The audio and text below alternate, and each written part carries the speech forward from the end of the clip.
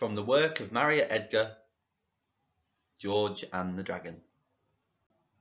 I'll tell you the tale of an old country pub, as fancied itself up to date.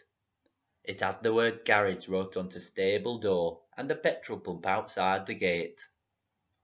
The George and the Dragon was the name of the pub, and it stood in a spot wild and bleak, where nowt ever seemed to be passing that way, except carrier's cart once a week.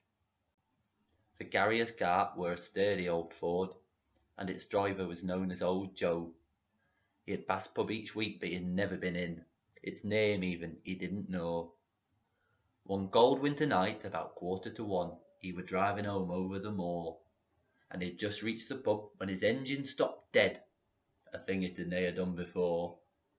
He lifted the bonnet and fiddled around and gave her a bit of a crank.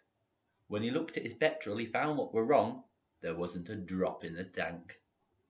He had 8 miles to go, and 'twas starting to rain, and he thought he were there for the night, till he saw the word garage wrote onto stable door. Then he said, "Lizzie lass, we're all right."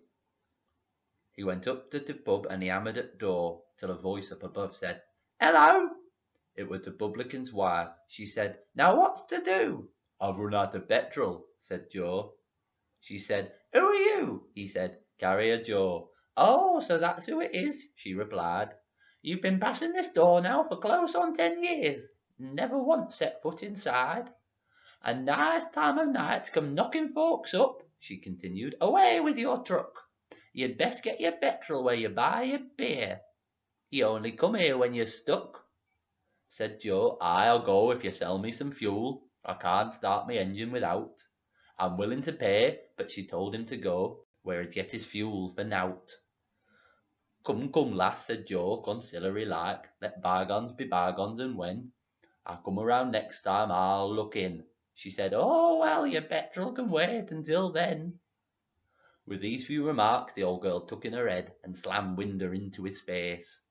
He took a look around, and for the very first time he noticed the name of the place. He picked up some pebbles he found in the road, and he tossed them against window pane, and before very long lattice opened above, and out came the old girl again.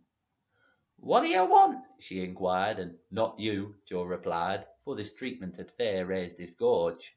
"I see George and the Dragon's the name on the house, and I'd just like a word now with George."